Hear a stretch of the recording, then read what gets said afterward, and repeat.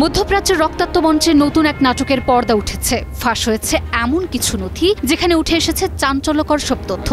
গাজার ধ্বংসস্তূপের আড়ালে নাকি চলছে পশ্চিমা দুনিয়ার সুচারু চাল।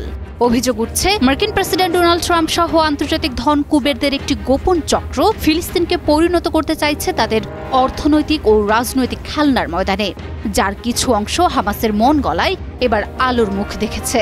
তবে কি ডোনাল্ড ট্রাম্পের এই শান্তি প্রস্তাব একটি নাটক ছিল? সদ্য ফাঁস হওয়া কিছু গোপন নথি ইঙ্গিত দিচ্ছে ফিলিস্তিনকে ঘিরে আন্তর্জাতিক মঞ্চে চলছে ধন কুবেরদের এক গভীর ষড়যন্ত্র। ইসরায়েলি দৈনিক হারেজের প্রকাশিত একটি গোপন নথি চাঞ্চল্য সৃষ্টি করেছে আন্তর্জাতিক পরিমণ্ডলে। ওই নথিতে উঠে এসেছে এক গভীর ষড়যন্ত্রের ইঙ্গিত, যেখানে গাজার ভবিষ্যৎ শাসনভার তুলে দেওয়া হচ্ছে ধন কুবের ও আন্তর্জাতিক ব্যবসায়িক চক্রের হাতে। উপেক্ষিত হচ্ছে ফিলিস্তিনিদের স্বার্থ, সংগ্রাম ও আত্মত্যাগ। তাই এই সদ্য ফাঁস হওয়া বিস্ফোরক নথি বিশ্ববাসীকে নতুন করে ভাবতে বাধ্য করছে, ফিলিস্তিনের গাজা কি আর ফিলিস্তিনিদের হাতেই থাকছে?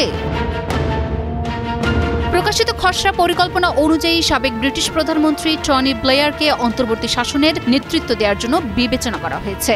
এর পাশাপাশি মার্কিন ব্যবসায়ী এরি লাইটস্টোন, মিশরের ধনকুবের নাগিব সাবারিশ এবং অন্যান্য আন্তর্জাতিক আর্থিক ও প্রশাসনিক বিশেষজ্ঞদেরও অন্তর্ভুক্ত করা হয়েছে। এ বোর্ডের সদস্যরা ফিলিস্তিন নয়, বরং তারা ইসরায়েল, মিশর এবং যুক্তরাষ্ট্রের সঙ্গে ঘনিষ্ঠভাবে কাজ করবেন। আমি বুঝি নির্মাণের শিল্প, সালাম স্টিল বোঝে ডিউরেবিলিটি। সালাম স্টিল, মোস্ট ডিউরেবল স্টিল। বিশ্লেষকদের মতে এই পরিকল্পনার মূল উদ্দেশ্য হল গাজার শাসন ব্যবস্থা কেবল ধন কুবের এবং আন্তর্জাতিক কর্পোরেটদের হাতে রেখে ফিলিস্তিনিদের রাজনৈতিক ক্ষমতা হ্রাস করা। পরিকল্পনায় বলা হয়েছে সাধারণ ফিলিস্তিনি প্রশাসকরা নিম্ন পদে থাকবেন এবং তাদের অধিকার সীমিত থাকবে।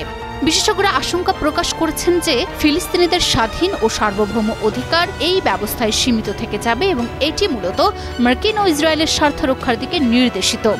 বিশেষজ্ঞরা আরও সতর্ক করেছেন, এই ব্যবস্থায় ফিলিস্তিনিদের স্বাধীনতা শুধু প্রশ্নবিদ্ধই নয়, কার্যত মার্কিন ও ইসরায়েলি স্বার্থের ছায়াতলে বন্দী হতে চলেছে গোটা অঞ্চল।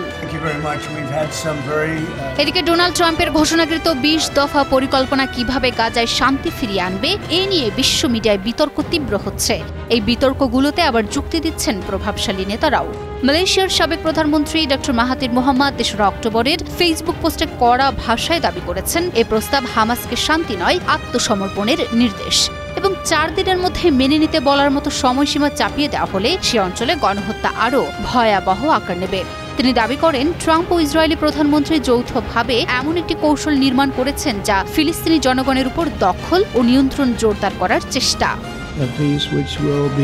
এদিকে পরিস্থিতি আরও জটিল করা হয়েছে ইসরায়েলি দৈনিক হারেজের প্রকাশিত গোপন নথি নিয়ে, যাতে বলা হচ্ছে গাজার অন্তর্বর্তী শাসন ব্যবস্থা ধন কুবের ও আন্তর্জাতিক ব্যবসায়ীদের কাছে হস্তান্তর করে ফিলিস্তিনি জনগণের স্বার্থচ্ছেদ করা হবে। এখন প্রশ্নটা তাই স্পষ্ট, এটি কি সত্যি শান্তির রূপরেখা নাকি ক্ষমতা ও দখলের একটি নতুন কৌশল? শেষমেশ কি হয় সেটার অপেক্ষায় বিশ্ব। Desk report, news 24।